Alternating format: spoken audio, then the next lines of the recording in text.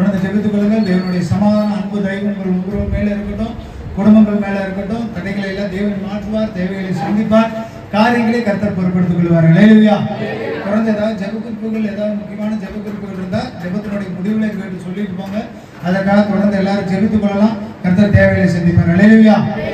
ஒரு அதிகாரத்தை எடுத்து வாசிங்க. உபாகமம் 28வது அதிகாரம் 47வது வசனம். சகலமும் பரிபூரணமாய் இருக்கையில் நீ மனமகிழ்ச்சியோடும் களிப்போடும் உன் தேவனாகிய கர்த்தரை சேவியாமற் போனது நிமித்தம். ஆமென். ஹல்லேலூயா. இதனால நம்ம ஆண்டவரை ஆராதிக்க வந்திருக்கிறோம், சேவிக்க வந்திருக்கிறோம். அது எந்தெந்த நேரத்துல எல்லாம் ஆண்டவரை ஆராதிக்கணும், எப்படி ஆண்டவரை சேவிக்கணும், நமக்கு தெரிஞ்சு எப்படிலாம் ஆராதனை செய்யலாம், எப்பப்பெல்லாம் ஆராதனை செய்யலாங்க சொல்லுங்க. அதிகாலையில பண்ணலாம், அப்புறங்க காலை மாலை பண்ணலாம், அப்புறம் எந்தெந்த நாட்கள் எந்தெந்த நேரத்துல எல்லாம் ஆராதிக்கலாங்க.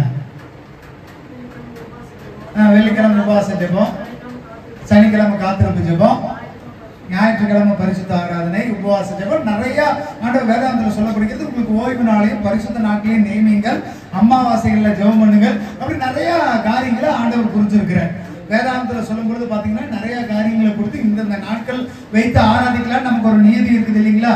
இந்தந்த நாள்ல கட்டாயம் நம்ம என்ன பண்ணணும், ஆராதிக்கணும். அது கிறிஸ்துவர்களின் அடையாளமாய் இருக்கிறது. இல்லையா?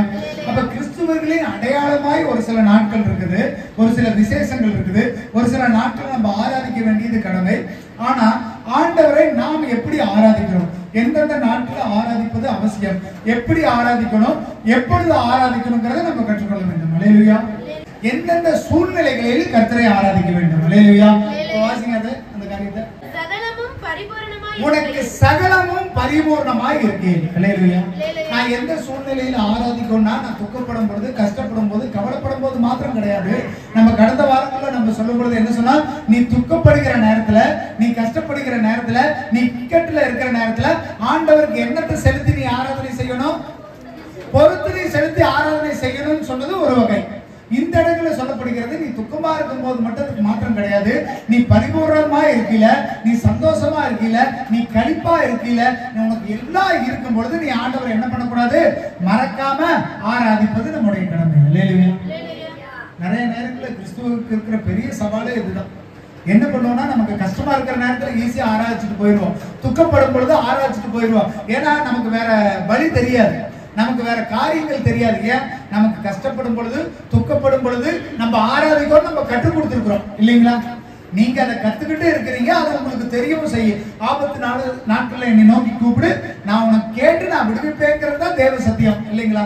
அதனால அதை விட்டு நம்ம ஒரு நாளும் மாற போவதில்லை. அதை நீங்க நல்லா தெளிவா புரிஞ்சிருக்கிறீங்க, அது வரைக்கும் சந்தோஷம் இல்லையா? ஆனா இன்னொன்னையும் நீங்க தெரிஞ்சுக்கொள்ளணும், நான் பரிபூர்ணமா இருக்கீல, நான் சந்தோஷமா இருக்கீல, நான் ஆண்டவரை ஆராதிப்பது நம்ம மேல் விழுந்த கடமை இல்லையா? இது நிறைய நேரங்களில் நம்ம தவற விட்டுறோம். சந்தோஷமா இருக்கிற நேரங்களில் ஒருவேளை திடீர்னு ஞாயிற்றுக்கிழமை நாள்ல குடும்ப சொந்த பந்தெல்லாம் வீட்டுக்கு வந்துருச்சுன்னா என்ன பண்ணுவோம், அன்னைக்கு நமக்கு என்ன இருக்கு, ஒரு சந்தோஷம் இருக்கும், ஒரு நல்ல ஜாலி இருக்கும், நல்ல ஒரு மகிழ்ச்சியா இருக்கும். ஆனா நம்ம அன்னைக்கு என்ன பண்ண முடியாது. எலிசபெத் அம்மாவுடைய பையன், அவங்க கஷ்டப்படக்கூடாது. நான் ஒரு உதாரணத்துக்கு சொல்றேன். பல வருஷங்கள் கழிச்சு வீட்டுக்கு வந்திருக்கிறாங்க. இப்ப அது அந்த அம்மாக்கு எவ்வளவு எவ்வளவு எவ்வளவு பெரிய ஆனந்தம், பயங்கரமான சந்தோஷம். 3 நாள் ட்ரெயின் ஏறி எல்லாத்தையும் விட்டு வந்திருக்கிறாப்ல. அதனால பையனை பார்க்க நான் போயாவணும். ஞாயிற்றுக்கிழமை காலையில ஆராதனைக்கு என்னால என்ன பண்ண முடியாது, வரவும் கிடையாது. இல்லையா? இப்ப அவங்க வந்தது சந்தோஷம் தான், அவங்க வந்தது பரிபூர்ணம் தான். இலச்சு போன ஆத்மாக்கு ஒரு தாய்க்கு ஆண்டவர் ஒரு ஆறுதல் கொடுத்துக்கிறார். என் மகன் எப்ப வருவான், எப்ப வருவான், லீவே கிடைக்கலன்னு ஏங்கி போன தாய்க்கு ஆண்டவர் ஒரு வழி விட்டாரா இல்லையா? அந்த மகன் ஓடி வந்து அவங்க வீட்டுல தான் இருந்திருப்பாங்க. எடுத்திருக்கேன், கேட்கும் போது ரொம்ப சந்தோஷமா இருக்கு. சாப்பாடுலாம் செஞ்சு கொடுத்து மகனை பார்த்து சந்தோஷமா வழி அனுப்பிச்சு விட்டாங்க. எல்லாம் சந்தோஷம். தாயுடைய ஏக்கத்தை கர்த்தருக்கு புரிஞ்சுதா இல்லையா? ரொம்ப வருடமா வராத மகனை தேவன் அழைச்சிட்டு வந்தாரா இல்லையா? அப்படி சந்தோஷமா இருக்கும்போது ஆண்டவரை சேவையாம போனது என்ன அர்த்தம்? ஆனா சாயந்தரம் வந்துட்டாங்க. ஆண்டவருடைய பெரிதான கிருபையினால சாயந்தரம் ஆராதனை வச்சு அந்த நாள்ல கலந்து கொள்ள ஆண்டவர் கிருபை செய்தார். ஆனால் இந்த ஒரு உதாரணமா நான் உங்களுக்கு சொல்றேன். இது மனசு கஷ்டப்படுத்துறதுக்காகவோ இல்ல நீங்க அதை புரிஞ்சு கொள்ள முடியாததுக்காக நான் சொல்ல, நீங்க புரிஞ்சு கொள்ளணுங்கிறதுக்காக எளிமையான உங்களுக்கு சொல்லி தரேன். இல்லையா? நீங்க சந்தோஷமா இருந்தீங்க இல்லையா? அன்னைக்கு என் பையன் வந்துட்டான்னு சந்தோஷப்பட்டீங்க இல்லையா? நல்ல விருந்து கொடுத்தீங்க இல்லையா? நல்லா சாப்பிட்டீங்க, மனசு விட்டு பேசுறீங்க, எல்லாம் சரி. ஆனா ஆண்டவருக்கு கொடுத்த இடத்த கொடுத்தீங்களா? நீங்க சாயந்தரம் ஜபத்துக்கு வந்துட்டாங்க, அவங்க குறை சொல்ல. ஒருவேளை நீங்க அப்படி தவற விட்டுருந்தா இனிமேல் தவற விடக்கூடாதுங்கிறதுக்காக நான் உங்களுக்கு கட்டுத்தரேன். இல்லையா? அப்ப நிறைய நேரங்கள்ல என்ன பண்றதுன்னா நம்ம பரிபூர்ணத்தை பார்த்து சந்தோஷத்தை பார்த்து எல்லாத்தையும் பார்த்து ஆண்டவரை விட்டுறோம். இது மாதிரி சூழ்நிலையில நீங்க ஆண்டவரை விட்டக்கூடாதுன்னு நான் இன்னைக்கு சொல்லித்தரேன். அல்லேலூயா. நம்ம ஆல்ரெடி நம்ம சொல்லி கொடுத்தது என்ன, நீ கஷ்டப்படுற நேரத்துல ஆண்டவரை தேட, ஆண்டவர் உனக்கு தென்படுவார். அப்ப சந்தோஷமா இருக்கிற நேரத்துல ஆண்டவர் தேட வேண்டாமா? சொல்லுங்க. கஷ்டத்துக்கு மட்டும் தான் ஆண்டவரா? சந்தோஷத்துக்கு நீங்க பங்கு கொடுக்க மாட்டீங்களா? சந்தோஷத்துல ஆண்டவருக்கு பங்கு கொடுக்கணுங்க. ஆண்டவர் இன்னைக்கு என் பையன் வந்திருக்கிறான், எனக்கு சந்தோஷம் ஆண்டவரே. உன் சமூகத்துல வந்து நான் எத்தனை நாள் நான் கேட்டிருப்பேன், என் பையனை உடல் சுகபலத்தோட வைங்க, ஆரோக்கியத்தோட வைங்க, சமாதானமா வீட்டுக்கு கூட்டு வாங்க, நான் எத்தனை நாள் கேட்டிருப்பேன். இன்னைக்கு அவனை கூட்டு வந்துரு, உனக்கு நன்றின்னு அவருடைய சமூகத்துல வந்து ஆராதனை செய்யணும். அல்லேலூயா. இது நமக்கு தெரியாமையே தப்பு பண்றோம். இது நம்ம தெரிஞ்சு பண்றது இல்ல. அந்த சந்தோஷத்தின் மிகுதியில என் மகன் வந்துட்டான், அவளுக்கு நான் சாப்பாடு பண்ணி போடணும், அவனுக்கு துணியை எடுத்து கொடுக்கணும், இன்னைக்கு அந்த நாள்ல அவன் கூட இருக்கணும்னு நினைக்கிறீங்க. ஆண்டவர் செஞ்ச இந்த நாளுக்கு நன்மை செலுத்துறோமா? ஆண்டவர் தானே இந்த நாளை ஏற்படுத்தி கொடுத்தார். இந்த நாளுக்கு நான் எவ்வளவு நாள் ஏங்கி போயிருந்தேன், இந்த நாளுக்கு எவ்வளவு நாள் கஷ்டப்பட்டுக்கிட்டு இருந்தேன், ஆண்டவர் கொடுத்ததுக்கு நன்றின்னு அவருக்கு என்ன பண்ணணுங்க? அவருக்கு ஆராதனை செலுத்த வர வேண்டும். அல்லேலூயா. இது ஒரு உதாரணமா நான் சொன்னேன். இன்னும் அநேக காரியங்கள் இருக்கு. நமக்கு ஜீவனை கொடுத்திருக்கிறார், அதனால அவருக்கு ஆராதனை செலுத்துங்க. நல்ல உணவு கொடுத்திருக்கிறார், அதனால அவருக்கு ஆராதனை செலுத்துங்க. போடுறதுக்கு துணியை கொடுத்திருக்கிறார், அதனால ஆராதனை செலுத்துங்க. கடந்த வாரத்துல பண்ணப்படுறது யாக்கோபு எப்படி பொருத்தனை பண்ணாருங்க? எனக்கு உணவு கொடுத்து போட கூட கொடுத்து திரும்ப என்னை சுகமா அழைச்சிட்டு வந்தீங்கன்னா நான் உங்களுக்கு ஆராதனை செலுத்துறேன்னு ஆண்டவர்கிட்ட பொருத்தனை பண்ணாரா இல்லையா? அதே மாதிரி நீங்க செய்யணும். கடந்த வாரம் முழுவதும் ஆண்டவர் பாதுகாத்தார், உணவு கொடுத்தார், உடையை கொடுத்தார், தங்க இடத்தை கொடுத்தார், வேலையை கொடுத்தார். அப்ப ஆண்டவருக்கு நீங்க என்னத்தை செலுத்தணும்? நன்றி செலுத்தி அவரை எப்படி ஆராதிக்கணும்? மனமகிழ்ச்சியோட. அந்த வார்த்தை கீழே வாசிங்க. சகலமும் பரிபூரணமாய் இருக்கையில் நீ மனமகிழ்ச்சியோடும் களிப்போடும் உன் தேவனாகிய ஆமென். அல்லேலூயா. அப்ப உங்களுக்கு சகலமும் பரிபூரணமா இருக்கும் பொழுது நீங்க எப்படி ஆண்டவரை ஆராதிக்கணும்? மனமகிழ்ச்சியோட களிப்போட ஆராதிக்கணும். அல்லேலூயா. கஷ்டத்தோட துக்கத்தோட அல்ல. இன்னைக்கு எல்லாரும் வந்துட்டாங்களே, இன்னைக்கு இதெல்லாம் விட்டுட்டு நான் வரனேன்னு கவலைப்பட்டுக்கிட்டு வராதீங்க. நீங்க எல்லாம் உங்களுக்கு இருக்கும் பொழுது, எல்லா நன்மையும் நீங்க பெற்றிருக்கும் போது ஆண்டவருக்கு நீங்க எப்படி ஆராதனை செலுத்தணுமா? மனமகிழ்ச்சியோட சந்தோஷத்தோட களிப்போட ஆண்டவருடைய சமூகத்தில் கூடி பாருங்கள். அல்லேலூயா. ஆராதனை சும்மா செய்யறது இல்லைங்க, வந்து உட்கார்ந்தோம் போனங்கிறது இல்ல ஆராதனை. அந்த ஆராதனையில் உங்களுக்கு என்ன இருக்கணும்? மனமகிழ்ச்சி இருக்கணும். என்ன இருக்கணுங்க? களிப்பு, சந்தோஷம் இருக்கணும். சும்மா துக்கத்தோட வந்து துக்கத்தோட போறது இல்ல ஆராதனை. நீங்க வரும்போதே எப்படிதான் வரணும்? இன்னைக்கு நீங்க கற்றுக்கொள்ள வேண்டியது, நான் மனமகிழ்ச்சியாய் ஆராதிக்க வேண்டும். அல்லேலூயா. நான் பரிபூர்ணமாய் இருக்கும் பொழுது ஆராதிக்க வேண்டும். அல்லேலூயா. எனக்கு எல்லாம் இருக்கும் பொழுது நான் எப்படி ஆண்டவர் ஆராதிக்கணும்? மனமகிழ்ச்சியோட சந்தோஷத்தோட ஆராதிக்கணும். அல்லேலூயா. அப்ப முதலாவது ஆராதனை ஆண்டவருக்கு எப்படி செலுத்தணுங்க? மனமகிழ்ச்சியோட களிப்போட. அப்புறம் என்னங்க? பரிபூர்ணமாய் இருக்கையில் ஆராதிக்க வேண்டும். அல்லேலூயா. சொல்லுங்க. பரிபூர்ணமாய் இருக்கையில் ஆராதிக்க வேண்டும். பரிபூர்ணமாய் இருக்கையில் ஆராதிக்க வேண்டும். அதனால என்னைக்கு மறந்துடாதீங்க. உங்களுக்கு எல்லாம் கிடைச்சமே, எல்லாம் கிடைச்சிருச்சே மறந்துடாதீங்க. அந்த கிடைக்கும் பொழுது ஆராதிக்குவது முக்கியமான வேலை. அல்லேலூயா. அந்த ஆராதனை மனமகிழ்ச்சியோட இருக்கணும், களிப்போட இருக்க வேண்டும். அல்லேலூயா. அப்ப ஆராதிப்பது நம்ம மேல் விழுந்த கடமை. அதை சந்தோஷமா பண்ணுங்க, ஏனதானம் பண்ணாதீங்க, சங்கடமா பண்ணாதீங்க, சண்டையில பண்ணாதீங்க, மனமகிழ்ச்சியாய் பண்ணுங்க. அல்லேலூயா. நியாயாதிபதிகள் 10வது அதிகாரம் 14வது வசனம் வாசிங்க. அந்நிய தேவர்களை தங்கள் நடுவிலிருந்து விலக்கிவிட்டு கர்த்தருக்கு ஆராதனை செய்தார்கள். அப்பொழுது அவர் இஸ்ரவேலின் வருத்தத்தை பார்த்து மனதுருகினார். ஆமென். அல்லேலூயா. இரண்டாவது, அந்நிய தேவர்களை உங்களிலிருந்து விலக்கி ஆராதிக்க வேண்டும். அல்லேலூயா. சொல்லுங்க. அந்நிய தேவர்களை விலக்கி ஆராதிக்க வேண்டும். அப்படின்னா என்னங்க? சொல்லுங்க. அந்நிய தேவர்களை விலக்கி ஆராதிக்கணும்னா என்ன? உங்களுக்கு தெரிஞ்சு சொல்லுங்க. விக்கிரக ஆராதனை. அப்புறங்க இந்த வார்த்தை கரெக்ட். அந்நிய தேவர்கள்னா உலகத்துல அநேக தேவர்கள் இருக்கிறாங்க, விக்கிரகங்கள் இருக்கு, நிறைய காரியங்கள் இருக்கு. அதையெல்லாம் விட்டு ஆராதிக்க வேண்டும். வேதாந்தத்துல சொல்லிட்டாங்க.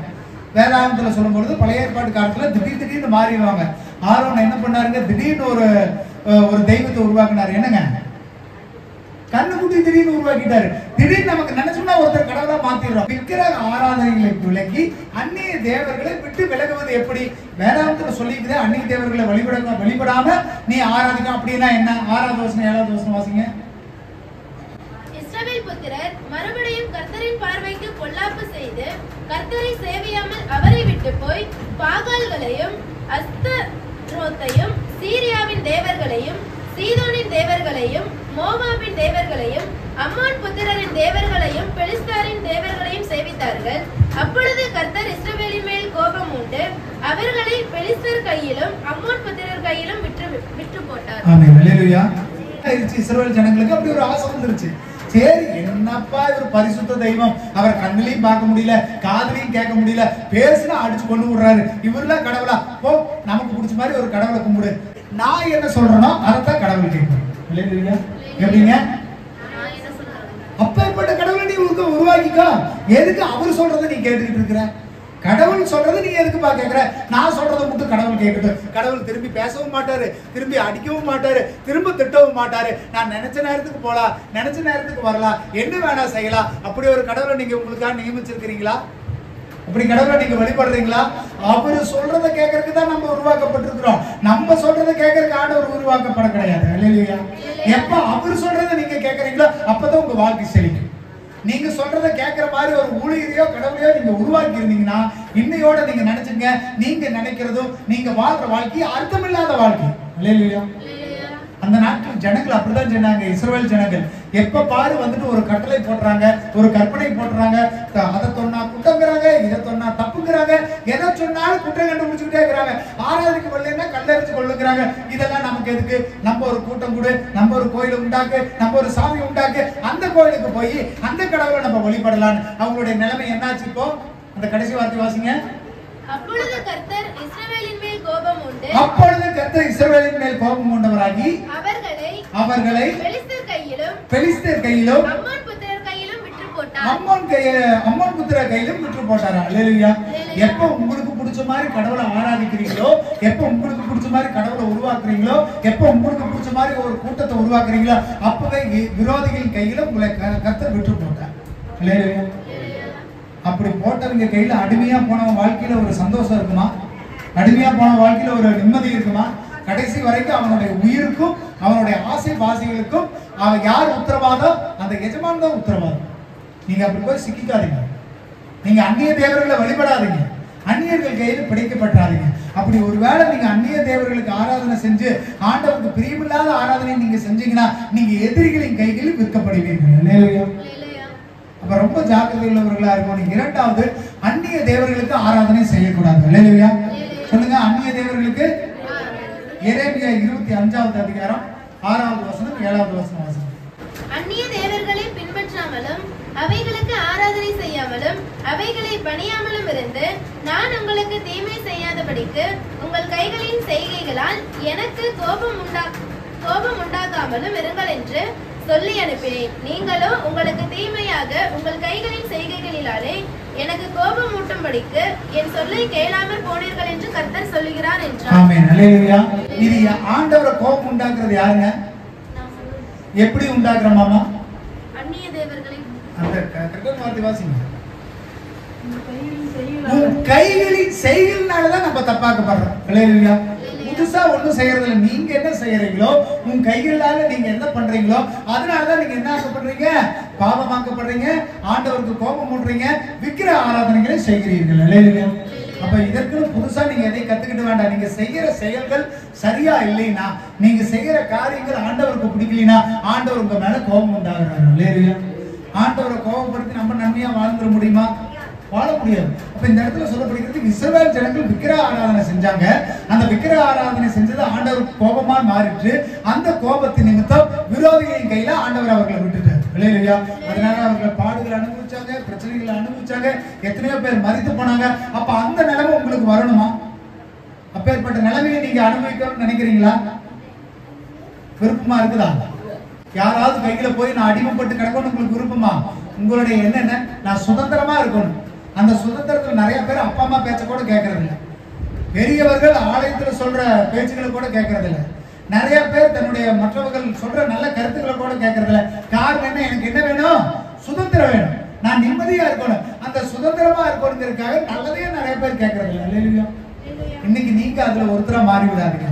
அப்ப இரண்டாவதா, அந்நிய தேவர்களை உங்களை விட்டு விலக வேண்டும். உங்களுடைய விக்கிரக ஆராதனைகளை உங்களை விட்டு விலக வேண்டும். அப்போ நம்ம முதலே கேட்டது போல, நான் அந்நிய தேவர்களை வழிபடுறது இல்ல, விக்கிரக ஆராதனை செய்கிறது இல்ல. அப்ப இந்த ஆராதனை எதை குறித்து சொல்லப்படுகிறது? மத்தேயு 4வது அதிகாரம் 8வது வசனத்துல 10வது வசனம் வரைக்கும் வாசிங்க. மறுபடியும் பிசாசு அவரை மிகவும் உயர்ந்த மலையின் மேல் கொண்டு போய் உலகத்தின் சகல ராஜ்யங்களையும் அவைகளின் மகிமையையும் அவருக்கு காண்பித்து, நீ சாஷ்டாங்கமாய் நின்று என்னை பணிந்து கொண்டால் இவைகளை எல்லாம் உமக்கு தருவேன் என்று சொன்னான். ஆமென். அல்லேலூயா. இயேசுவிட்ட போய் சத்துரு சொல்றான், நீ என்னை சாஷ்டாங்கமாய் விழுந்து பணிந்து கொண்டால் எதெல்லாம் தருவேன்னு சொன்னாங்க? மேல வாசிங்க. மறுபடியும் உலகத்தின் சகல ராஜ்யங்களையும் உலகத்தின் சகல ராஜ்யங்களையும் அவைகளின் மகிமையும் காட்டினார். அல்லேலூயா. இந்த இடத்துல ரெண்டு விஷயத்தை நீங்க புரிஞ்சுக்கணும். ஒண்ணு வணங்குவது, அதாவது நீங்க வணங்கி தொழுது கொள்ளக்கூடிய ஒரு விஷயம். அப்படி வணங்கி தொழுது கொண்டீங்கன்னா உலகத்தில் இருக்கிற ராஜ்யங்களையும் அதுல இருக்கிற மகிமையும் உனக்கு தருவேன்னு சொல்லி இயேசுவுக்கு சொன்னான். அப்ப நம்ம விக்கிர ஆராதனைங்கிறது நேரடியா போய் விக்கிரங்களை தொழுது கொள்றது கிடையாது. இந்த இடத்துல சொல்லப்படுது உலக பொருளாதாரத்தையும் உலக ஆசையும் உலக ஆசை இச்சைகளையும் நீ வணங்கி அதுக்காக விழுந்து அதுக்காக பிரயாசப்பட்டு அதுக்காக கஷ்டப்பட்டு உலக ஆசை பின்னாடி ஓடி பொருளுக்கு பின்னாடி ஓடி அதன் பின்னாடி அலைஞ்சு ஆண்டவரை நீங்க விட்டு விலகுனீங்கன்னா அதுவே விக்கிர ஆராதனை. இல்லையா? இதை விட ஒரு பெஸ்ட் எக்ஸாம்பிள் வேதத்துல கிடையாது. விக்கிர ஆராதனைனா என்ன அப்படின்னா, ஆண்டவருக்கு முன்பாக இயேசுவுக்கு முன்பாக சத்துரு ஒரு வலையை விரிக்கிறான் பாருங்க. நீ இந்த உலகத்து ஆசையெல்லாம் காட்டி, உலகத்தின் ஆசையெல்லாம் என்னென்ன இருக்குங்க சொல்லுங்க. உலகத்தின் ராஜ்யம் ஆசைன்னா என்னென்ன சொல்லுங்க, உங்களுக்கு தெரிஞ்ச மாதிரி சொல்லுங்க. பொண்ணு, பொருள், அப்புறம் பதவி, அப்புறம் நிலம், அப்புறம் வீடு, ஒரு நல்ல காரு, ஒரு பங்களா, எல்லாத்தையும் காட்டி நீ இது எல்லாம் நான் உனக்கு தர்றேன், நீ ஆண்டவரை விட்டுட்டு நீ என் பக்கத்துல வந்து சேரு, நான் இதெல்லாம் தர்றேன், நீ கிறிஸ்துவ விட்டுரு, நீ வந்துட்டு எனக்காக வேலை செய்ய. நீங்க போய் ஆண்டவரை விட்டுட்டு அதை சம்பாதிக்கணும்னு ஓடுற வேலை கூட விக்கிர ஆராதனை. நீங்க இந்த வேலையெல்லாம் பார்த்துட்டு இந்த உலக ஆசைகளுக்கு நீங்க இச்சிக்கப்பட்டு ஆண்டவரை விட்டு அந்த நாள்ல, உதாரணத்துக்கு சொல்றேன், ஒரு சொந்தக்காரன் வர்றான், இன்னைக்கு அவன் என் வீட்டுக்கு வந்தானே எனக்கு ஒரு 1000 ரூபாய் கிடைக்குங்கிறதுக்காக ஆண்டவரை விட்டுட்டு அந்த சொந்தக்கார பக்கத்துல போனீங்கன்னா அது ஒரு விக்கிர ஆராதனை. எதெல்லாம் ஆண்டவருடைய சமூகத்துக்கும் உங்களை கொண்டு வராம உலக ஆசை இச்சைகள் இழுத்து உங்களை இழுத்துக்கிட்டு போகுதோ அது எல்லாம் விக்கிர ஆராதனை. இல்லையா? ஆண்டவரை ஜெபிப்பதற்கு எதெல்லாம் தடையா உருவாக்குறீங்களோ அதெல்லாம் விக்கிர ஆராதனை. அப்படி விக்கிர ஆராதனை பண்றவங்க ஆண்டவர் என்ன பண்ணுவாரு? என்ன படிச்சீங்க? பெலிஸ்தியர் கையிலையும் அம்மோன் புத்திரர் கையிலையும் உங்களுடைய எதிரிகள் கையிலேயே ஆண்டவர் உங்களை ஒப்பு கொடுத்துருவார். இன்னும் நீங்க அடிமைப்பட்டு கிடக்குறீங்களா? ஒருத்தர் உங்களை கேவலப்படுத்துறாங்களா? ஒருத்தரால நீங்க நிந்திக்கப்படுறீங்களா? ஒருத்தர் உங்களை குட்டிக்கிட்டே இருக்கிறீங்களா? நீங்க அடிமை வாழ்க்கை வாழ்ந்துட்டு இருக்கிறீங்கன்னா காரணம் என்ன? நீங்க ஏதோ ஒரு விக்கிர ஆராதனை செய்து கொண்டு இருக்கிறீங்களா? உலக ஆசைக்காகவும் உலக பொருளுக்காகவும் ஓடி ஆண்டவரை விட்டு நீங்க விலகி போனதுனால நீங்க ஏதோ ஒரு வகையில யாரோ ஒருத்தர் உங்களை குத்திக்கிட்டே இருக்கிறீங்க. அந்த விக்கிர ஆராதனைங்கிறது உலக பொருளுக்காக இச்சித்து ஓடுக்குடுவதால் விக்கிர ஆராதனை. இந்த இடத்துல அழகா சொல்லுது பாருங்க, ஆண்டவருக்கே இந்த சோதனை வந்து ஆண்டவருக்கே ஒரு அடையாளத்தை காட்டுறான். இந்த உலகத்தெல்லாம் நான் காட்டுறான். முதலாவது என்ன பண்ணுவான் சத்ரு? உங்க பக்கத்துல காட்டுவான்.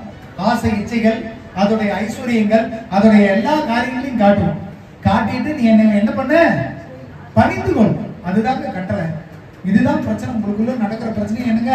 முதலாவது ஆசையை தூண்டிவிட்டு ஆண்டவரை விட்டு விலக செய்வது. இல்லையா? அப்ப இரண்டாவது அந்நிய தேவர்களை விலக்கி ஆராதிக்க வேண்டும். இந்த இடத்துல அந்நிய தேவர்கள் விக்கிர ஆராதனை எதை குறிக்கிறதுங்க? உலக ஆசை இச்சைகளை குறிப்பதுதான் விக்கிர ஆராதனை. இல்லையா? அந்த உலக ஆசை இச்சைக்காக ஆண்டவர் விட்டு போனீங்கன்னா அது விக்கிர ஆராதனை. அதை ஆண்டவர் வெறுக்கிறார். இல்லையா? அப்படி ஒருவேளை அந்த விக்கிர ஆராதனைக்குள்ள போனீங்கன்னா ஆண்டவர் உங்களை என்ன பண்ணுவாருங்க? எதிரிகள் கையில கொடுத்துருவார். ஒரு அடிமை வாழ்க்கைக்கு உங்களை விட்டுருவார். அதனால இரண்டாவது அந்நிய தேவர்களை விட்டு விலகுங்கள், விக்கிர ஆராதனைகளை விட்டு விலகுங்கள். இல்லையா? ஜெபிக்கிற ஆராதிக்கிறதுக்கு தடையா எந்த காரியங்கள் வந்தாலும் அதை விட்டு விலக்கி போடுங்க. அதனால உங்களுக்கு எந்த பிரயோஜனமும் கிடையாது. ஆமென். புரிஞ்சுதுங்களா? இரண்டாவது என்ன பண்ணணுங்க? விக்கிர ஆராதனை செய்யக்கூடாது. அந்த ஆராதனை பரிசுத்த பயபக்தியா இருக்கணும். விக்கிரங்களை ஒதுக்கி உலக ஆசை இச்சையோட உங்களால ஆண்டவரை ஆராதிக்கவே முடியாது. இன்னைக்கு நான் நல்லா சாப்பிடணும், காலையில 10 மணிக்கு ஒரு நல்ல விருந்து இருக்குதுன்னா உங்களால ஆராதிக்க வர முடியுமா? அது மேல ஆசை இருக்குன்னா உங்களால ஆராதிக்க வர முடியுமா? இன்னைக்கு நான் வேலைக்கு போனா நல்ல சம்பளம் இருக்குன்னு சொன்னா இன்னைக்கு உங்களால ஆராதிக்க முடியுமா? இன்னைக்கு என் சொந்த பந்தம் வருது, என் பையன் ரொம்ப வருஷம் கழிச்சு வர்றான், அவனை நான் பார்க்க போகணும்னு சொன்னா உங்களால ஆராதிக்க முடியுமா? ஒரு வேலை இன்னைக்கு போய் நான் அதை செஞ்சே ஆகணும்னு ஒரு முடிவுக்கு வந்துட்டீங்கன்னா உங்களால ஆராதிக்க முடியுமா? அப்ப ஆராதனைக்கு தடையாக எது இருந்தாலும் அதுவே விக்கிர ஆராதனை. அதை விட்டு வந்தா தான் கர்த்தர் அந்த ஆராதனை ஆராதிக்கிறார். அல்லேலூயா. அப்ப முதலாவது நீங்க எப்படி ஆராதிக்கணுங்க? முதலாவது ஆராதனை எப்படி பண்ணணும்னு சொன்னாங்க. சகலமும் பரிபூர்ணமா இருக்கும் பொழுது ஆராதிக்கணும். இரண்டாவது ஆராதனை எப்படி இருக்கணும்? அந்நிய தேவர்களை விட்டு ஆராதிக்க வேண்டும். அல்லேலூயா. மூன்றாவது வார்த்தை எடுத்து வாசிங்க. மார்க் 7வது அதிகாரம் 8வது வசனம் 9வது வசனம் வாசிங்க. நீங்கள் தேவனுடைய கட்டளையை தள்ளிவிட்டு மனுஷருடைய பாரம்பரியத்தை கைக்கொண்டு வருகிறவர்களாய் கிண்ணங்களையும் செம்புகளையும் கழுவுகிறீர்கள் மற்றும் இப்படிப்பட்ட அநேக சடங்குகளையும் அனுசரித்து வருகிறீர்கள் என்றார். பின்னும் அவர் அவர்களை நோக்கி, நீங்கள் உங்கள் பாரம்பரியத்தை கைக்கொள்ளும்படிக்கு தேவனுடைய கட்டளைகளை வியர்த்தனமாக்கினது நன்றாய் இருக்கிறது. ஆமென். அல்லேலூயா. பாரம்பரியத்தை கைக்கொண்டுகிட்டு பாரம்பரிய சடங்குகளை வச்சுக்கிட்டு நீ வந்துட்டு ஆண்டவரை மறுதலிச்சு போறதே இது நன்னா இருக்குதா அப்படின்னு கேட்கறதுக்குதா நம்ம ஒரு சிலர் சொல்லுவாங்க தெரியுமா, ரொம்ப நல்லா இருக்குது போ நீ பண்றது அப்படிம்பாங்களே. அது மாதிரி ஆண்டவர் இந்த இடத்துல சொல்றாரு. அப்ப என்னன்னா மூன்றாவதா சொல்றது பாரம்பரிய சடங்கு ஆராதனை. அல்லேலூயா. மூன்றாவதா என்ன சொல்லுங்க? பாரம்பரிய சொல்லுங்க. பாரம்பரிய சடங்கு ஆராதனை. அல்லேலூயா. ஆண்டவர் சொல்ற நீ பாரம்பரியமா பண்ற, நீ சடங்கா பண்ற, அந்த ஆராதனை பண்ணிட்டு ஆண்டவருடைய கட்டளைகளை மீறியே இதெல்லாம் உனக்கு நல்லாவா இருக்குன்னு கேட்கிறார். கீழே அந்த 10வது வசனத்துல இருந்து பாத்தீங்கன்னா ஒரு உதாரணத்தை கொடுக்கிறார். வீடுகளை போய் வாட்சி பாருங்க. அப்ப நிறைய நேரங்களில் இந்த பாரம்பரிய ஆராதனை சடங்கு ஆராதனைன்னு இருக்குது. அப்படின்னு என்னங்க, இத்தனை மணிக்கு வரணும், இத்தனை மணிக்கு ஜெபிக்கணும், டைம் ஆனா முடிச்சோடனே வெளியே ஓடிடணும், நம்ம வேற எதுக்கு கலந்து கொள்ளக்கூடாது. ஞாயிற்றுக்கிழமை ஆராதனை காலையில 8 மணியா 8:30 மணியா அதுக்கு வர்றேன், 10 மணிக்கு போறேன், திரும்ப நான் எப்பதான் வருவேன்? அடுத்த வாரம் ஞாயிற்றுக்கிழமை 8:30 மணிக்கு தான் வருவேன். அப்புறம் எப்படி ஆண்டவர் உங்க ஜெபத்தை கேட்பாரு? அப்புறம் எப்படி நீங்க ஆராதிக்க முடியும்? ஆண்டவர்கிட்ட உறவே இல்லாம ஒரு செடியை நட்டு வைக்கிறீங்க, நான் வந்துட்டு 10 நாளைக்கு உட்கார்ந்தா தண்ணி ஊத்துனா அந்த செடி வளருமா? என்னங்க, அந்த செடி நினைக்க தண்ணியை உறிஞ்சணும்னு எவ்வளவு சந்தோஷமா இருக்கு. திரும்ப பாவி 10 நாள் கழிச்சுதான் வந்து தண்ணி ஊத்துவானா திரும்ப, அது வரைக்கும் அது உயிரை புடிச்சுக்கிட்டே இருக்கணும். இல்லையா? ஆண்டவர் யோசிச்சுக்கிட்டே இருப்பார். இந்த ஞாயிற்றுக்கிழமை வந்த ராகில இனி எப்ப வருவாப்ல? அடுத்த வாரம் ஞாயிற்றுக்கிழமை வருவாப்ல, 8:30 மணிக்கு தான் வருவாப்ல. நான் அது வரைக்கும் என்ன பண்ணுவேன்? பார்த்துக்கிட்டே உட்காந்துட்டு இருப்பேன். இல்லையா? சும்மா திடீர்னு வார்த்தை நல்ல பேரா இருக்குதுன்னு சொன்னேன், அதனால உங்களை சொன்ன நினைச்சுக்காது. ஏன்னா ஆண்டவர் அப்படி ஒரு பாண்டிங்க வச்சிருப்பாரு. எப்படி வச்சிருப்பாரு? என்ன பண்ணுவாரு? நீ ஒரு சடங்குக்கும் சம்பிரதாயத்துக்கும் நீ ஆராதனை செலுத்தாத, சும்மா வந்து கடமைக்கு உட்காரவே உட்காராத. உங்களுடைய ஆராதனைகள் எப்படி இருக்கணுங்க? பரிசுத்தமா இருக்க வேண்டும். 6வது வசனத்தை எடுத்து வாசிங்க. அவர் பிரதியுத்தரமாக, இந்த ஜனங்கள் தங்கள் உதடுகளினால் என்னை கனம் பண்ணுகிறார்கள், அவர்கள் இருதயமோ எனக்கு தூரமாய் விலகி இருக்கிறது என்று. ஆமென். அல்லேலூயா. இந்த ஜனங்கள் அவர்கள் உதடுகளினால் என்னை கனம் பண்ணுகிறார்கள், அவர்களுடைய இருதயமோ எனக்கு தூரமாய் இருக்கிறது. அல்லேலூயா. அப்ப வந்துட்டு என்ன? உதடுகளினால ஆராதிக்காதீங்க, சொல்லுங்க, உள்ளத்தில் ஆராதிக்க வேண்டும். உதடுகளினால் ஆராதிக்காதீங்க, உள்ளத்தினால் ஆராதிக்க வேண்டும். அல்லேலூயா. மூன்றாவது பாரம்பரிய ஆராதனை அல்ல, உதடுகளினால் அல்ல, உள்ளத்தில் ஆராதிக்க வேண்டும். அல்லேலூயா. அப்ப அந்த ஆராதனையில தான் தேவன் பிரியப்படுகிறவராக இருக்கிறார். அல்லேலூயா. 4வது ஒரு ஆராதனை ரோமர் 12வது அதிகாரம் 1வது வசனம் வாசிங்க. அப்படி இருக்க சகோதரரே, நீங்கள் உங்கள் சரீரங்களை பரிசுத்தமும் தேவனுக்கு பிரியமான ஜீவ பலியாக ஒப்புக் கொடுக்க வேண்டும் என்று தேவனுடைய இரக்கங்களை முன்னிட்டு உங்களை வேண்டிக் கொள்கிறேன். இதுவே நீங்கள் செய்யத்தக்க புத்தியுள்ள ஆராதனை. ஆமென். அல்லேலூயா. 4வது ஆராதனை புத்தியுள்ள ஆராதனை. அல்லேலூயா. சொல்லுங்க, 4வது வகையான ஆராதனை என்ன ஆராதனை? புத்தியுள்ள ஆராதனை. இந்த புத்தியுள்ள ஆராதனை நான் எப்படி செய்யறது? சகோதரரே, உங்கள் சரீரங்களை பரிசுத்தப்படுத்துவது முதலாவது புத்தியுள்ள ஆராதனை. அல்லேலூயா. உங்க சரீரத்தை என்ன பண்ணணுமாங்க? பரிசுத்தப்படுத்த வேண்டும். வாசிங்க. தேவனுக்கு பிரியமுள்ள ஜீவ பலியாய் சரீரத்தை கொடுப்பது புத்தியுள்ள ஆராதனை. அல்லேலூயா. அப்ப நான் எப்படி ஜீவ பலியா கொடுக்கிறது? என் சரீரத்தை எப்படி பரிசுத்தப்படுத்தலாம்? சொல்லுங்க. அதாவது ஆண்டவர் சொல்றாரு, உன் சரீரத்தை பரிசுத்தப்படுத்தி ஆண்டவருக்கு உன் சரீரத்தை ஜீவ பலியா கொடுத்தீங்கன்னா அது புத்தியுள்ள ஆராதனைங்கிறார். அப்ப சரீரத்தை நம்ம எப்படி பரிசுத்தப்படுத்தலாம், எப்படி ஜீவ பலியா கொடுக்கலாம்? சொல்லுங்க, தெரிஞ்சு சொல்லுங்க. எப்படி உங்க சரீரத்தை பரிசுத்தப்படுத்துறது? குளிச்சுட்டா போதுமா? டெய்லியும் போய் குளிச்சுட்டு ஒரு நாளைக்கு 3 வேளை குளிச்சா சரீர பரிசுத்தப்படுத்த அது புத்தியுள்ள ஆராதனையா மாறிடுமா? உள்ளத்துல பரிசுத்தப்படுத்தணும். அப்புறம் சொல்லுங்க, உங்க சரீரத்தை பரிசுத்தப்படுத்துவது எப்படி? அப்ப நான் என் மாம்சம் ஆண்டவர் கொடுத்தது தானே, இந்த சரீரம் ஆண்டவர் கொடுத்ததானே, இதை நீங்க எப்படி பரிசுத்தமா வச்சுக்கலாம்? உலக ஞானத்துக்கு நம்ம நல்லா சாப்பிடணும், தவறான பழக்க வழக்கங்கள் செய்யாம இருந்தோம்னா என்ன பண்ணும்? சரீரம் எப்படி இருக்கு? எந்த பிரச்சனையும் இல்லாம நோய் நொடி வராம நல்லா இருக்கும். ஆனா ஆண்டவர் கேட்கிற பரிசுத்தம், இந்த சரீரை பரிசுத்தப்படுத்துவது அது கிடையாது. வாசிங்க எஸ்ரா 8வது அதிகாரம் 23வது வசனம் வாசிங்க. அப்படியே நாங்கள் உபவாசம் பண்ணி எங்கள் தேவனிடத்திலே அதை தேடினோம், எங்கள் விண்ணப்பத்தை கேட்டறினார். அல்லேலூயா. அப்ப மாம்சத்தை ஒடுக்கிறதுக்கு ஒரே வழி என்ன தெரியுங்களா? உபவாசிக்கிறது மட்டும்தான். ஆமென். இன்னைக்கு நான் சாப்பிட்டு வந்தா அதனால நல்ல மனமகிழ்ச்சியோட இருக்கிறோன்னு சொல்லக்கூடாது. நீ உபவாசிக்கும் பொழுது ஆண்டவர் நிறைய காரியங்களை கற்றுக் கொடுக்கிறார். உன் தலையில எண்ணெய் குறையக்கூடாது, முகத்தை வாடலா வச்சிருக்கூடாது, சந்தோஷமா இருக்கும்னு ஆண்டவர் கற்றுக் கொடுக்கிறார். அல்லேலூயா. அப்ப மனமகிழ்ச்சியா ஆராதிக்கிறது வயிறு நம்பினா மட்டும் கிடையாது. நீங்க உபவாசித்து ஜெபம் பண்ணும் பொழுது நீங்கள் மனமகிழ்ச்சியா இருக்க வேண்டும். அல்லேலூயா. உங்க சரீரத்தை ஒடுக்குவது உபவாசத்துக்கு ஒரு ஒத்த விஷயமா இருக்கிறது. அல்லேலூயா. ஆண்டவருடைய சமூகத்துல உட்கார்ந்து உபவாசித்து நீங்க ஜெபிக்கும் பொழுது கர்த்தர் அந்த காரியத்தை என்ன பண்ணாராமா? அவர் கேட்க பண்ணி அதை வாங்கி பண்ணாரு சொல்லப்படுகிறது. அல்லேலூயா. அப்ப உங்க சரீரத்தை ஒடுக்கி ஜீவ பலியா கொடுப்பதற்கு முதல் படி என்னங்க? உபவாசிக்க வேண்டும். யாராவது உபவாசிக்கிறீங்களா? மாசத்துல ஒரு நாள் உபவாசிக்கிறீங்களா? நீங்க அப்படி எல்லாம் செய்ய மாட்டீங்கன்னு சொல்லிதான் மாசத்துல ஒரு உபவாச ஜபம்னு வைக்குது. அல்லேலூயா. அதுக்குமே வரதில்லை, அப்புறம் எப்படி உபவாசிப்பீங்க? சரி, அதையும் தாண்டி வாரத்துல ஒரு நாள் உபவாச ஜபம் வைக்குது. நீங்க எப்படியாவது அதை கத்துக்கொள்ளணும், அதுக்கு வரதில்லை, அப்புறம் எப்படி நீங்க உபவாசிப்பீங்க? உபவாசிப்பது ஒரு கிறிஸ்துவங்க ரொம்ப அடையாளங்க, ரொம்ப முக்கியம். அதை ஒரு அடையாளமா நீங்க வச்சுங்க. எப்படியாவது மாசத்துல ஒரு நாள் முயற்சி பண்ணுங்க, வாரத்துல ஒரு நாள் முயற்சி பண்ணுங்க. ஒரு நேரமாவது ஆண்டவருடைய சமூகத்துல உபவாசிங்க. நமக்கு பாடுகள் இருக்கு, பலவீனம் இருக்கு, சோர்வுகள் இருக்கு. 10 மணிக்கு சாப்பிட்ற சாப்பாடு ஒரு 12 மணிக்கு சாப்பிடுங்களேன். அதனால என்ன ஆயிருங்க? ஒன்றும் பலவீனப்பட்ட மாட்டீங்க. வாரத்துல ஒரு நாள் இல்ல மாதத்துல ஒரு நாளாவது உபவாசித்து ஜெபம் பண்ணுங்கள். உபவாசித்து உங்களுடைய சரீரத்தை ஒடுக்குவது ரொம்ப அவசியம். ஆண்டவருடைய சமூகத்துல உங்களுடைய சரீரம் ஜீவ பலியா போகணும்னா நீங்க உபவாசிக்கிறது ரொம்ப கடமையான விஷயமாய் பார்க்கப்படுகிறது. அல்லேலூயா. யோவேல் 1வது அதிகாரம் 14வது வசனம் வாசிங்க. பரிசுத்த உபவாச நாளை நியமியுங்கள். பரிசுத்த உபவாச நாளை நியமியுங்கள். விசேஷித்த ஆசரிப்பை கூறுங்கள். மூப்பரையும் தேசத்தின் எல்லா குடிகளையும் உங்கள் தேவனாகிய கர்த்தரின் ஆலயத்திலே கூடி வரச் செய்து கர்த்தரை நோக்கி கூப்பிடுங்கள். ஆமென். அல்லேலூயா. அப்ப பரிசுத்த ஓய்வு நாளை நம்ம நியமிக்கணுமா வேண்டாமா? உபவாச நாளை நியமிக்கணுமா வேண்டாமா?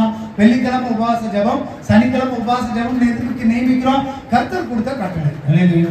நம்மளுடைய சரீரத்தை ஆண்டவருக்கு உகந்த பலியா கொடுக்கணும். ஒரே வழி உபவாசிப்பதாங்க. உபவாசிக்கும் பொழுது உங்களுக்கு கெட்ட சிந்தனை வருமா? சொல்லுங்க. உபவாசிக்கும் பொழுது வேற ஏதாவது எண்ணங்கள் வருமா? அப்ப உங்களுடைய எண்ணங்கள் சுத்திகரிக்கப்படணும், உங்களுடைய சிந்தனைகள் சுத்திகரிக்கப்படணும், உங்களுடைய பாவங்கள், அக்கிரமங்கள், மீறுதல்கள் மன்னிக்கப்படணும். கட்டாயம் உபவாசிக்க வேண்டியது ரொம்ப கடமை. 2வது அதிகாரம் 15வது வசனம் வாசிங்க. அதுலயே சீயோனிலே எக்காலம் ஊதுங்கள். பரிசுத்த உபவாச நாளை நியமியுங்கள். விசேஷித்த ஆசரிப்பை கூறுங்கள். அல்லேலூயா. அப்ப சபைக்குள்ள முதல் அதிகாரத்துல வாசிக்கும் பொழுது மூப்பர்களையும் வேதபாரகர்களையும் மற்றவர்களையும் சபைக்குள்ள கூட்டு வந்து பரிசுத்த உபவாச நாளை நியமிச்சு ஆராதிங்க. சீயோன்ல வந்துட்டு ஆண்டவருடைய நாமத்தை சொல்லுங்க. பரிசுத்த உபவாச நாளை நியமியுங்கள். அல்லேலூயா. அப்ப 4வது நம்ம கற்றுக்கொள்ள வேண்டியது புத்தியுள்ள ஆராதனை. அந்த புத்தியுள்ள ஆராதனைக்கு நம்மளுடைய சரீரத்தை ஒடுக்கணும். அந்த சரீரத்தை ஒடுக்குவதற்கு ஒரே வழி என்னதுங்க? உபவாசிப்பது. அந்த உபவாசத்தை கட்டாயம் உங்க வாழ்நாள நீங்க நியமிச்சு கொள்ளுங்க. ஒன்றும் தனிப்பட்ட வாழ்க்கையில உபவாசங்க. அப்படி இல்லையா இந்த ஆலயத்தை சொல்கிற உபவாச நாட்களை கடைபிடிங்க. வெள்ளிக்கிழமை சொல்றோம், வாரத்துல ஒரு நாள் ஒரு உபவாச ஜெபம் இருக்குது, மாதத்துல ஒரு உபவாச ஜெபம் இருக்குது. கொஞ்ச நேரம் நீங்க சாப்பிடாம இருந்து ஆண்டவருடைய சமூகத்துல உங்களுடைய சரீரத்தை ஒடுக்குங்க. நிச்சயம் அந்த ஜெபம் ஆண்டவருடைய சமூகத்துக்கு ஏற்றப்படும். அல்லேலூயா. நிறைய வேதாந்தத்துல நிறைய பழைய ஏற்பாடு காலத்துல பார்த்திருப்பீங்க நீங்க. திடீர்னு தேசத்துல ஒரு பிரச்சனை வருதுன்னு ஒரு தீர்க்கதரிசி வந்து சொல்லிட்டு போயிடுவான். உடனே என்ன பண்ணுவாங்க? அவங்க ரெட்டடித்து உபவாசத்தை ஜெபம் பண்ணும் பொழுது ஆண்டவர் அந்த ஜெபத்தை கேட்டு அந்த நாட்டுக்கு அந்த தேசத்துக்கு வர தீமை ஆண்டவர் வராம பண்ணுவார். இல்லையா? உங்க வாழ்க்கையில் அப்படி ஏதாவது தீமை வரப்போதா? அப்படி ஏதாவது நீங்க எதிர்பாராத விஷயத்தை கேட்கறீங்களா? ஏதாவது கஷ்டம் உங்களை ஆட்கொள்ள போதா? உடனே ஒரு உபவாசத்தை போடுங்க, உடனே ஜெபம் பண்ணுங்க. கட்டாயம் ஆண்டவர் மனதுருகி அந்த தீமை உங்களை விட்டு விலக்கி போடுவார். இல்லையா? இது சாதாரண மனுஷ வாழ்க்கையில மட்டும் நடக்கிறதுல ஆண்டவருடைய வாழ்க்கையில நடந்தது. மத்தேயு 4வது அதிகாரம் 2வது வசனம் எடுத்து வாசிங்க.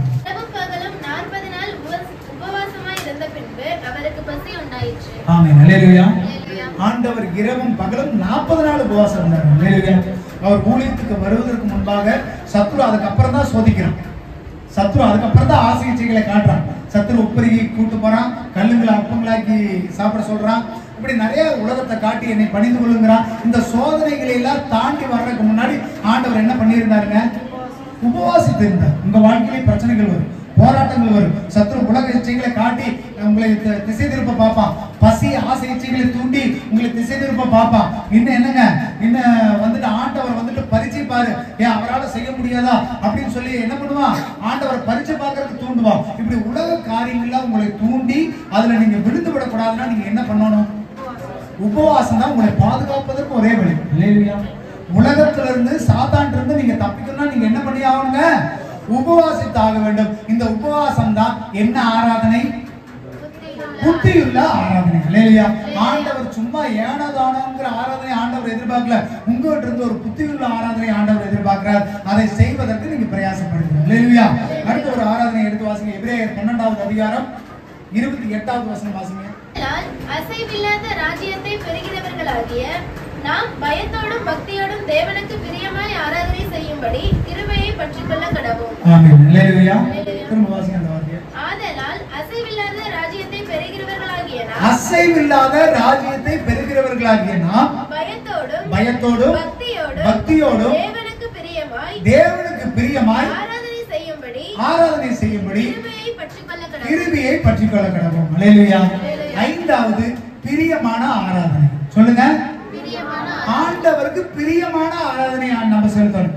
என்னடா காலகாலத்திலேயே வந்துட்டாப்ல ஸ்டீவன், பாட சொன்னா 2 ஸ்டான்ஸா பாட சொன்னா 10 ஸ்டான்ஸா பாடுறாப்ல. நமக்கு நின்று கால் வலிக்குது, முடிய மாட்டேங்குது. காணிக்க போட்டது 2 நிமிஷத்துல போட்டாச்சு, ஆனா 10 நிமிஷம் பாடுறாப்ல அப்படின்னு ஆண்டவர் சங்கடப்படுவாருங்களா? சரி, மகன் பாருப்பா எவ்வளவு என்னை ஆராதிக்கிறான். ஒருவேளை நமக்கு கஷ்டமா இருக்கும், நமக்கு கால் வலிக்கும். நானே யோசிப்பேன், விடவே மாட்டேங்கிறேன் அப்படியே மைக்கு கொடுத்தா. ஆனா ஆண்டவர் ஒரு நாள் அப்படி நினைக்கவே மாட்டாருங்க. ஆண்டவருக்கு சந்தோஷம். பாட தெரியாதவன், படிக்க தெரியாதவன் வார்த்தைகள் எப்படி அழகா வச்சு பாடுறாப்ல. நமக்கு ஒருவேளை சங்கடம் இருக்கலாம், ஆனா ஆண்டவர் ஒரு நாளும் சங்கடப்பட மாட்டாருங்க. அப்படி பிரியமுள்ள ஆராதனை ஆண்டவருக்கு செலுத்தப்படுங்க. இல்லையா? பிரியமான ஆராதனை ஆண்டவர் என்ன பண்றாருங்களா? ஆண்டவர் விரும்புகிறார். அந்த பிரியமுள்ள ஆராதனை எப்படி இருக்கணும்? வீம்புக்கு இருக்கக்கூடாது. எனக்கு பாட தெரியும்னு பாடக்கூடாது, எனக்கு திறமை இருக்குன்னு பாடக்கூடாது. அது பயத்தோட எப்படி இருக்கணும்? பக்தியோட இருக்கணும். இல்லையா? அப்ப ஆண்டவருக்கு பிரியமுள்ள ஆராதனைங்கிறது சும்மா கையை தட்டி மியூசிக் வாட்சி சந்தோஷமா கத்தி ஆடி பாடி லைட் போடுறது கிடையாது. பயத்தோடையும் பக்தியோடையும் செய்வதுதான் பிரியமுள்ள ஆராதனை. இல்லையா? அப்ப பெரிய 4வது நீங்க தெரிஞ்சு கொள்ள வேண்டியது, ஆண்டவருக்கு எப்பேற்பட்ட ஆராதனை நீங்க செலுத்தணும்? பிரியமுள்ள ஆராதனை. அந்த பிரியமுள்ள ஆராதனை எப்படி இருக்கணுங்க? பயத்தோடவும் பக்தியோடவும் இருக்க வேண்டும். இல்லையா? அப்ப அதற்காக நம்ம கடமைப்பட்டவர்களா இருக்கிறோம். அந்த வார்த்தை வாசிங்க திரும்ப. ஆதலால் அசைவில்லாத ராஜ்யத்தை பெறுகிறவர்களாகிய நாம். அல்லேலூயா. இந்த வார்த்தை புரியுங்க. அசைவில்லாத ராஜ்யம் என்னது?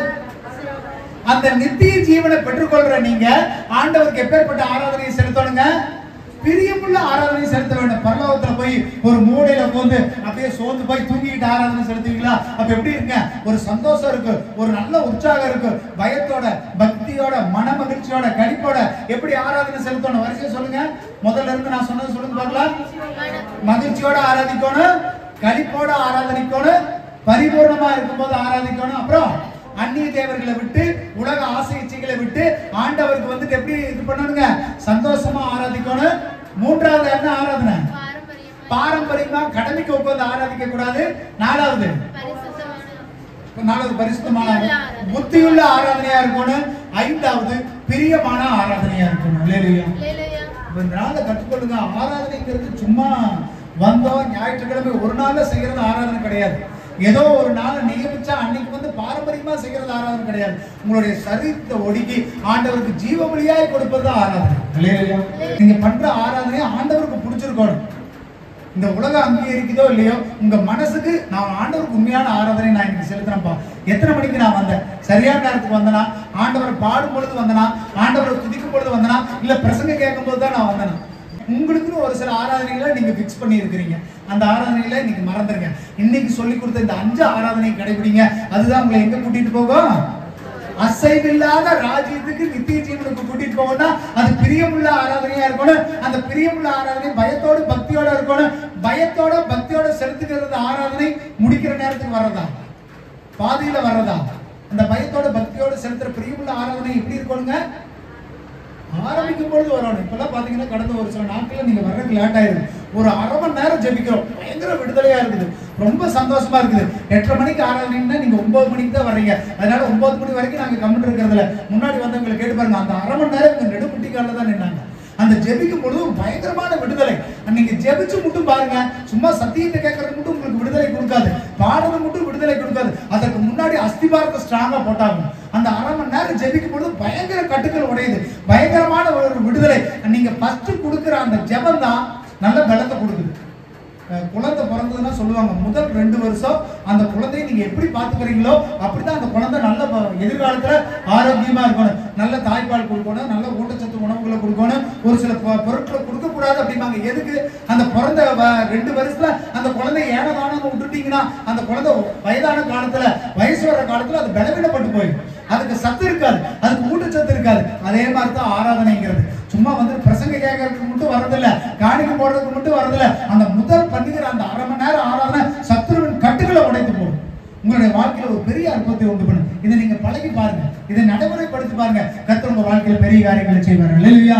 அப்ப ஆராதனைங்கிறது சாதாரண விஷயம் கிடையாது. அந்த ஆராதனை அது மகத்துவம் உள்ளதா இருக்கணும், உங்களை நித்திய ஜீவனுக்கு அழைத்து கொண்டு போவதா இருக்கணும். அல்லேலூயா. இதை கடைபிடிங்க, கர்த்தர் உங்களை ஆசீர்வதிப்பார்கள். அல்லேலூயா. எல்லா கண்களும் மூடுவோம், எழுந்து நிற்போம், ஜெபிப்போம். ஸ்தோத்திரிக்கிறோம், ஸ்தோத்திரிக்கிறோம் கர்த்தாவே, நல்ல கர்த்தாவே, ஸ்தோத்திரிக்கிறோம், துதிக்கிறோம். இந்த ஆசீர்வதிக்கப்பட்டதான நல்ல ஓய்வு நாளுக்காக உங்களுக்கு நன்றி. பிள்ளைகளாகிய நாங்கள் ஆண்டவருடைய சமூகத்தில் கூடி ஆராதிக்க, துதிக்க, ஜெபிக்க ஆண்டவரே நீர் கற்றுக் கொடுத்த எல்லா வார்த்தைகளுக்குமாக உண்மை நன்றி செலுத்துகிறப்பா. நீர் கற்றுக் கொடுத்த வார்த்தைகளின் பிரகாரம் நீர் கற்பித்த ஆராதனை நாங்கள் செய்ய ஆண்டவரே எங்களுக்கு ஒவ்வொரு நாளும் அனுதினமும் கற்றுக் கொடுங்க ஆண்டவரே. நாங்கள் குறைவுள்ளவர்கள் தான் ஆண்டவரே, நாங்கள் பாடு உள்ளவர்கள் தான் ஆண்டவரே, நாங்கள் பலவீனர்கள் தான் ஆண்டவரே. ஆனாலும் கர்த்தர் ஆண்டவரே எங்கள் மேல் மனதுருகி எங்கள் மேல் இரக்கமாக இருந்து கர்த்தாவே எங்களுடைய ஆராதனைகளை எல்லாம் கேட்டருளுங்க, எங்களுடைய ஜெபத்தெல்லாம் கேட்டருளுங்க. பரிசுத்த ஆவியானவர் துணையா இருந்து இந்த நாள்ல இந்த சத்தியத்தை யாரெல்லாம் கேட்டாங்களோ கர்த்தாவே அவர்கள் வாழ்க்கையில இதை கடைபிடிக்க கர்த்தர் கிருபை செய்யுங்க. தொடர்ந்து நாங்க பரிசுத்தமாகவும் பயபக்தியாகவும் மனமகிழ்ச்சியாகவும் களிப்பாகவும் ஆண்டவர் உம்முடைய சமூகத்தில் நாங்கள் கூடி வர ஆராதிக்க கர்த்தர் கிருபை செய்யுங்க. வந்த பிள்ளைகள் ஒவ்வொருவரும் பேர் பேராக தொட்டு ஆசீர்வதிங்க. சிறியவர் முதல் பெரியவர் வரைக்கும் ஆசீர்வதிக்கப்பட்டிருக்கட்டும். முழு குடும்பத்தை பரிசுத்த ஆவியானவர் நடத்துங்க ஆண்டவரே. தொடர்ந்து ஒவ்வொரு குடும்பங்களையும் கர்த்தர் செயல்படுங்க ஆண்டவரை. முழுமையாக நம்முடைய கருத்தில் அர்ப்பணிக்கிறோம். ஆசீர்வதிங்க, பொறுப்படுத்திக் கொள்ளுங்க, பலப்படுத்துங்க. இயேசுவின் மூலம் ஜெபிக்கிறோம் நல்ல பிதாவே. அல்லேலூயா, அல்லேலூயா, அல்லேலூயா.